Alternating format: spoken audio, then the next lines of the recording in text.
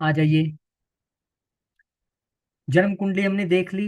त्रिक भाव, त्रिषाढ़य भाव, लक्ष्मी स्थान, विष्णु स्थान, उपचय स्थान, सब देख लिया हमने। ओके है। अब इन 12 घरों को हम और 4 तरीके से बांट के देखते हैं। 4 कौन से? धर्म, अर्थ, काम, मोक्ष। यही हमारा जीवन जीने का एक तरीका भी है कि हम इसी 4 चीजों के लिए जीवन जीते हैं, या तो धर्म के लिए, या अर्थ पैसे के लिए, या तो काम सुख सुविधाओं के लिए, या मोक्ष मुक्ति के लिए। अब इन चारों को पराशर जी ने कैसे डिवाइड किया है? कौन से घर हमारे धर्म के घर हैं, कौन से अर्थ के हैं, कौन से काम के हैं, कौन से मोक्ष के? तो ये उसका एक छोटा सा ब्लूप्रिंट है आपके सामने। धर्म भाव हमारे हैं 1, 5, 9। पहला घर यानी कि हम खुद, 5वां घर यानी कि हमारे पूर्व पुण्य, 9वां घर यानी हमारे धर्म का घर। ये धर्म के भाव है। अब आप जान भी लोगे कि कौन से भाव धर्म के हैं, अर्थ के हैं, काम के हैं, मोक्ष के हैं, तो क्या फर्क पड़ जाएगा वो मैं आपको बता। देखिए, अब इन 12 घरों को ही 4 में डिवाइड किया, धर्म अर्थ काम मोक्ष, और इसी में कहीं ना कहीं आपके प्लैनेट्स पड़े होंगे। अब आपके ज्यादा प्लैनेट्स कहाँ पड़े हैं वो आपको देखने हैं, क्योंकि वही आपकी जिंदगी का जो लक्ष्य है वो निर्धारित करेंगे। अगर मैं आपको अपने तौर पे बताऊं कि मेरे जो सबसे ज्यादा ग्रह बैठे हैं, 4 ग्रह एक ही घर में बैठे हैं, चौथे घर में। और चौथा घर क्या है? मोक्ष भाव, 4, 8, 12। काम भाव कौन सा है? 3, 7, 11। अर्थ कौन सा है? 2, 6, 10। मैं डिटेल में भी पढ़ाऊंगा, आपको एग्जाम्पल भी दूंगा। तो ये आ गए हमारे धर्म के 3 भाव। अब आपने अपनी अपनी कुंडलियां देखनी है बाद में, अभी नहीं, जल्दी नहीं, या आपको याद होगा तो अच्छी बात है। धर्म का तात्पर्य व्यक्ति के कर्तव्य, धार्मिकता और नैतिक दायित्वों का है। ये उस मार्ग का प्रतिनिधित्व करते हैं जिसका अनुसरण करना हमारे लिए नियत है। ज्योतिष में प्रथम यानी कि फर्स्ट, पंचम, फिफ्थ, नवम यानी कि 9th भाव को धर्म का भाव माना गया है। ये क्रमश आत्म जागरूकता, रचनात्मकता और उच्च शिक्षा या आध्यात्मिकता से संबंधित है। बिल्कुल सही। ये हमारी पूरी क्वालिटीज लिखी हुई हैं किस किस हैं, चीजों के हैं। जब ग्रह इन घरों में रहते हैं, ध्यान से सुनिएगा, जब ग्रह इन घरों में रहते हैं तो वे हमारे जीवन के उद्देश्य या कर्तव्य को खोजने और पूरा करने से संबंधित मामलों पर जोर देते हैं। उदाहरण के लिए, यदि बृहस्पति, क्या है बृहस्पति? हमारी बुद्धि और एक्सपेंशन से जुड़ा प्लेनेट है, वो 9th हाउस में आ जाए तो आध्यात्मिक विकास या उच्च शिक्षा हमारा कर्तव्य और मार्ग बन जाता है। मेरा जुपिटर भी 9th हाउस।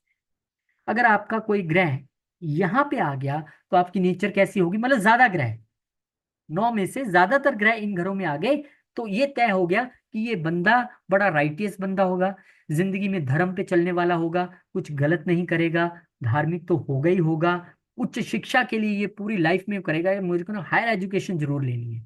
क्योंकि यहाँ पर एजुकेशन के दोनों घर इंक्लूड हो गए, 5वां और 9वां। और लगन क्या है? हम खुद।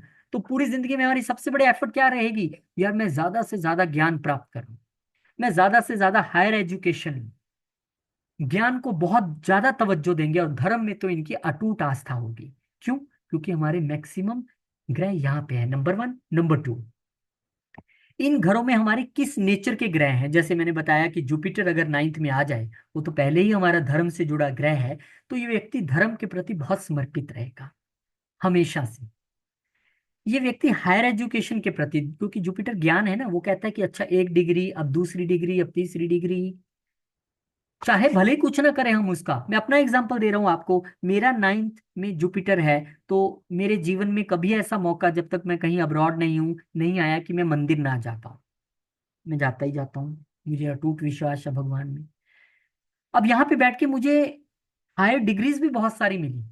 मैंने बीकॉम की, फिर मास्टर्स ऑफ कॉमर्स की in finance, MCom in finance. उसके बाद मैंने मास्टर्स ऑफ जर्नलिज्म की। उसके बाद मैंने masters of police science, forensic science की। 3 3 मास्टर डिग्रियां कर ली, कोई जरूरत ही नहीं थी, लेकिन लगता रहता था कि यार नहीं, और करना है, और करना है, और करना है। अब आपके सामने छोटी छोटी चीजें साथ साथ में करते ही जा रहे हैं, पढ़ते ही जा रहे हैं। मेरा जितना टाइम दिन में पढ़ने में निकलता है, वो सबसे मैक्सिमम टाइम है, क्योंकि मुझे इस तरफ ड्राइव कर दिया गया। लेकिन एक ही घर पूरी कहानी नहीं बताएगा, मैं आगे भी बताता हूं। अर्थ भाव। अब जितने लोगों के ग्रह कौन कौन से घरों में हैं? दूसरे, 6th और 10वें घर में हैं। ये क्या है? ये हमारे धन संसाधन और जीवन जीने के लिए आवश्यकता के साधनों के घर है। सारा पैसा हमें कहाँ से मिलेगा? दूसरे घर में सारा पैसा इकट्ठा करते हैं, यही हमारा बैंक अकाउंट है, यहीं से पता लगता है कितनी वेल्थ है हमारी। सिक्स हाउस क्या है? हमारा ऑफिस, हमारा कर्तव्य, हमारा वर्क प्लेस जो है। और टेंथ हाउस क्या है? हमारा संपूर्ण कर्म। अब जिन लोगों के ग्रह यहाँ पर ज्यादा आ जाएं, डेफिनेटली उनका सबसे बड़ा एक ही टारगेट रहता है, how to make more and more money. इन घरों में स्थित ग्रह संसाधनों को प्राप्त करने और प्रबंधित करने पर केंद्रित रहते हैं। अच्छा, यहाँ पे 5 की एफडी करा दी मैंने, ठीक है, 2 मैं लगा देता हूँ सिप में, और ये मैं ईएमआई दे दूंगा। एक फ्लैट ले लेते हैं जिनके यहाँ पे हैं। जरूर देखिएगा आप लोग कहाँ रहते हैं। उदाहरण के लिए, यदि सूर्य मेष राशि में दूसरे घर में है, तो यह धन पैदा करने और वित्त का प्रबंधन करने के लिए एक सक्रिय दृष्टिकोण है। यानी कि जिसका सन आ जाए, राजा जी आ जाए सेकंड हाउस में, और वहां पे राशि भी मेष हो जिसमें उच्च होते हैं, तो ये बंदा बहुत अच्छा मैनेजर निकलेगा। पैसे को, वेल्थ को, या अच्छे अच्छे जो मैनेजर्स होते हैं जो लोगों की वेल्थ को मैनेज करते हैं, वेल्थ मैनेजमेंट कंपनीज में होते हैं, वो यही उनका कॉम्बिनेशन होता है। तो 2, 6, 10, यहां जब हमारे ग्रह केंद्रित हो जाएंगे, ज्यादा ग्रह आएंगे, तो हमारा क्या ध्यान रहेगा? पैसा कैसे कमाना है, पैसे को मैनेज कैसे करना है, चीजों को कैसे और लेना है, ज्यादा से ज्यादा वेल्थ क्रिएट करनी है। अर्थ। अब आ गया हमारा काम भाव। काम में क्या क्या शामिल है? आनंद, प्रेम और व्यक्तिगत इच्छाओं की खोज शामिल है। यानी कि कौन कौन से घर दिए हैं? 3, 7, 11। अब आप अपने अपने दिमाग का लॉजिक लगाइए कि प्राशर जी ने ये काम भाव क्यों बताए हैं। 3 क्यों बोल दिया भाई? 3 से तो वाइफ भी नहीं है, कुछ भी नहीं है, क्योंकि 3 है आकर्षण। जब तक अट्रैक्शन नहीं होगा, तब तक आप कुछ नहीं लोगे। अब हजारों चीजें, हजारों वेबसाइट बेच रही हैं चीजें, हम कौन सा ले रहे हैं? इच्छा ही नहीं, आकर्षण ही नहीं है, लेना ही नहीं, मुझे पसंद ही नहीं। तो पहली कहानी कहाँ से शुरू हुई? आकर्षण। अगर आपके यहाँ पे ज्यादा ग्रह हैं, तो आप चीजों के प्रति जल्दी अट्रैक्टिव हो जाते हैं। और इतना ही नहीं, यहाँ पे किस नेचर का ग्रह है हमें वो भी देखना पड़ेगा, क्योंकि हमने इसे काम से तो जोड़ा है, लेकिन किस नेचर का ग्रह है, वो किस घरों का मालिक है, वो भी देखेंगे हम। और उसके बाद आ गया सेवंथ हाउस। सेवंथ हाउस क्यों कहा? क्योंकि ये हमारी वाइफ का घर है, हमारे हस्बैंड का घर है, लाइफ पार्टनर्स का घर है, हमारे गुप्तांगों का घर है। तो क्या हो गया? ये भी काम स्थान से जुड़ गया। और 11, 11 तो सबसे बड़ा काम भाव है। वो तो हम पीछे इतनी चर्चा करके आए हैं कि सब कुछ पालना मत, बिल्ली मत पालना, यानी इच्छा मत पालना, और यहीं से पलती है वो। और यहां से इच्छा हो गई, तो डेफिनेटली आप ये देखना कि जिन लोगों के ज्यादा ग्रह 11 में हो, 11वें घर में, या उनको देख रहे हो, तो वो बहुत इच्छाएं करता है व्यक्ति। किस चीज से इच्छा करेगा रिलेटेड, अब ये देखना पड़ेगा। अब उसका संबंध 12वें से बन गया, तो उसके मन में हमेशा यही रहेगा, यार बाहर जाना है, यार बाहर जाना है। उसका फोर्थ हाउस से बन गया, तो वो पूरी जिंदगी कहेगा, यार रियल एस्टेट, एक घर और, एक लैंड और।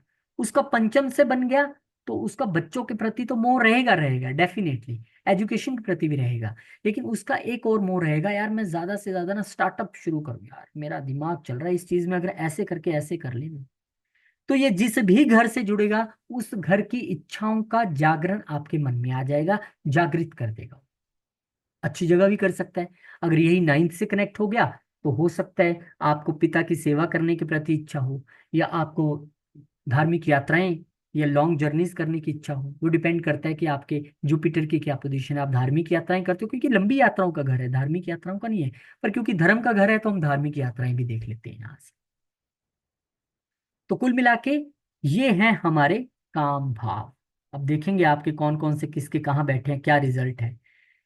मोक्ष, जो हमारा अल्टीमेट एम है, हमने बीसियों बार जन्म ले लिया, एक ही एम है हर बार, वो है मोक्ष, अपना खाता जीरो करना। इसके कौन कौन से घर हैं? 4, 8, 12। चौथा घर, 8वां घर, 12वां घर। अब चौथा घर क्यों है? क्योंकि ये हमारा मन भी है। जब तक मन किसी चीज में नहीं लगेगा, अब मन मेडिटेशन में ना लगे, सब जीरो, पढ़ाई में ना लगे, पढ़ाई जीरो, घर में ना लगे, घर जीरो, तो मन हमारा यहां से देखा जाता है। प्राशर जी ने इसे भी मोक्ष का घर कहा है। व्यासर जी ने एट्थ को भी मोक्ष का घर कहा है, क्योंकि सबसे बड़ी ट्रांसफॉर्मेशन यहीं पे आती है। जिंदगी में जब कोई सडन इवेंट होता है, हम बदल जाते हैं। कैसे बदलते हैं, यहाँ पे आपको मैं एक और छोटी सी कहानी बताता हूँ कि एट्थ हाउस कैसे चेंज करता है, ट्रांसफॉर्मेशन कैसे आता है, क्यों इसको मोक्ष मोक्ष का घर कहा। तुलसीदास जी का नाम आपने सुना है? तुलसीदास जी की कहानी मैंने सुनाई थी, अगर आप लोग मुझे कोई बता सके बोल के, कि मैंने फर्स्ट क्लास में तुलसीदास जी की स्टोरी बताई थी क्या? याद है किसी को? नहीं बताइए सर। नहीं बताई।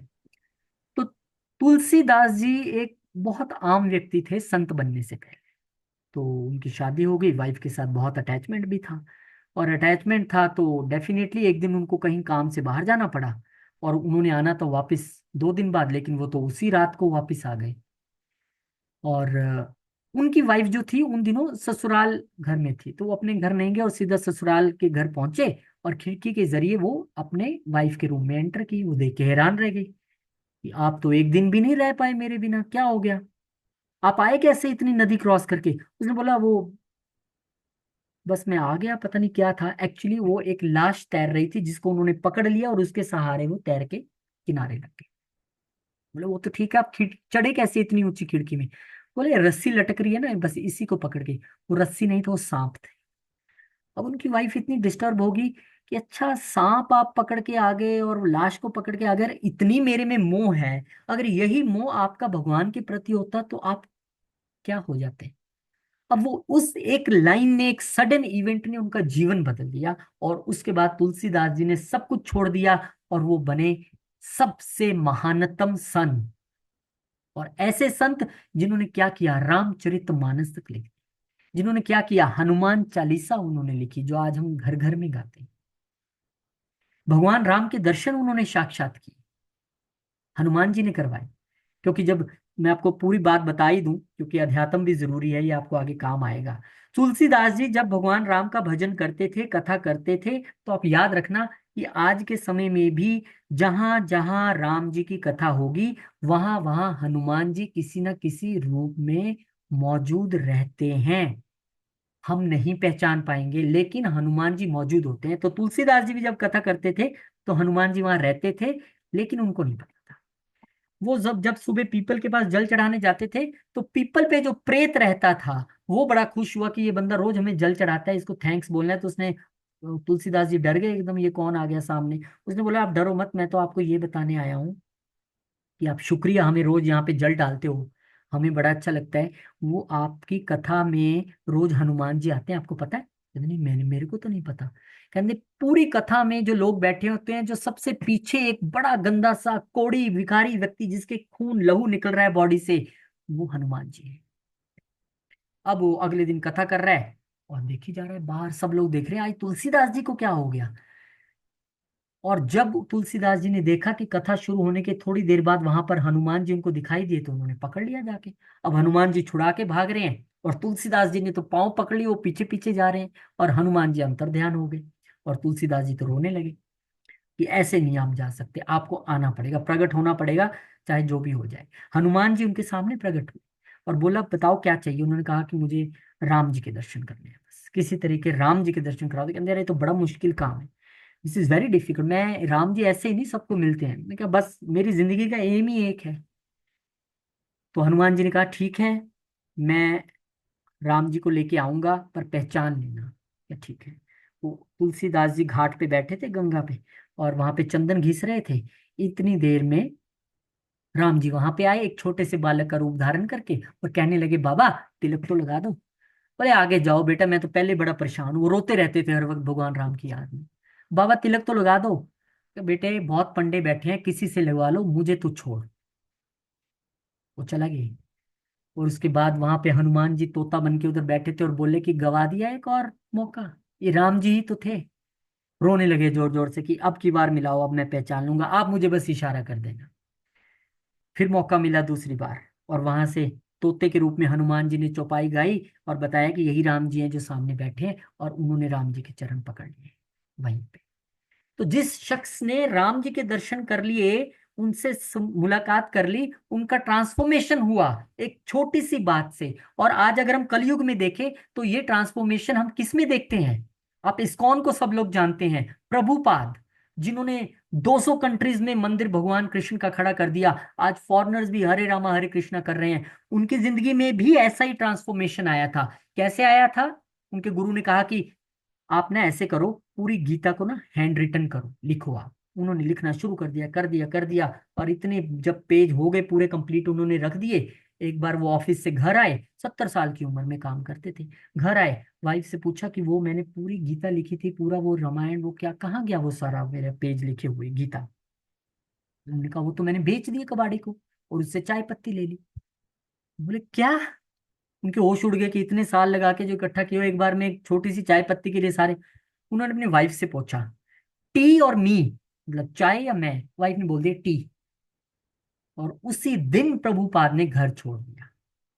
और उसके बाद वो अपने गुरु के कहने पे यूएस गए, जब उनके पास मेरे ख्याल कुछ $100 भी नहीं होंगे। और उस जर्नी के दौरान उनको 2 बार हार्ट अटैक तो शिप में ही आ गया।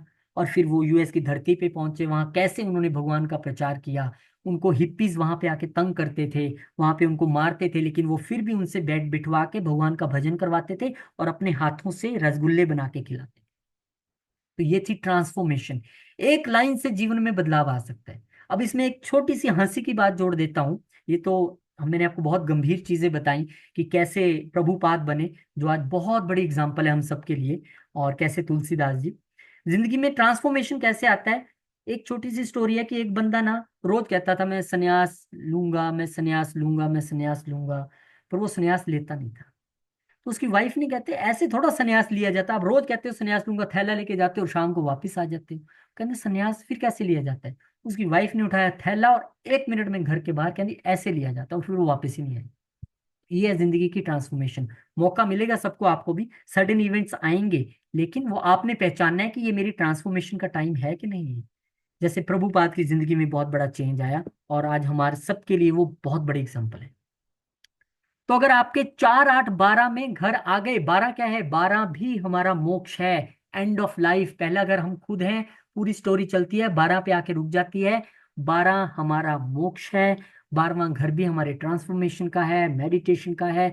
ये अच्छी चीजें हैं। अब इन घरों में स्थित ग्रह अक्सर आध्यात्मिक और मनोवैज्ञानिक विकास तथा बंधनों से मुक्ति पर ध्यान केंद्रित करने पर जोर देते हैं। उदाहरण के लिए यदि शुक्र 12वें घर में है, तो ये प्रेम पाने का संकेत हो सकता है, जिसका उद्देश्य रिश्तों के माध्यम से आध्यात्मिक विकास करना है। शुक्र को हम बहुत अच्छा मानते हैं भाग्य में। अब मैं अपनी एग्जांपल आपको दे रहा था कि मेरे 4 4 ग्रह, जैसे आप देख रहे हैं ना यहाँ पे बैठे हुए हैं, ये वाले 4 तो नहीं है, पर 4 यहीं पे हैं। और मुझे किसी ने नहीं कहा, किसी ने नहीं समझाया मोक्ष क्या होता है, लेकिन मेरी शुरू से एक ही कामना है कि भगवान मुझे दोबारा जन्म मत देना। ना तो मुझे किसी का बेटा बनना है, ना पति बनना है, ना पिता बनना है, ना भाई बनना है। मुझे मोक्ष चाहिए। I want to do my karma, balance zero and moksha. मुझे रीबर्थ नहीं चाहिए।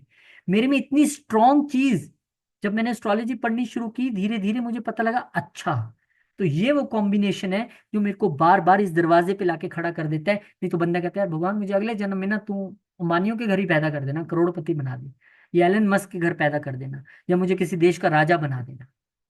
लेकिन मोक्ष आपको ऐसा नहीं सोचने देता। अगर आपके इन घरों में ज्यादा ग्रह हैं, या शुभ ग्रह या गुरु और केतु यहाँ पे आ गए, तो निश्चित तौर पे आप देख लीजिए, आप मोक्ष के प्रति हमेशा इंक्लाइंड रहेंगे।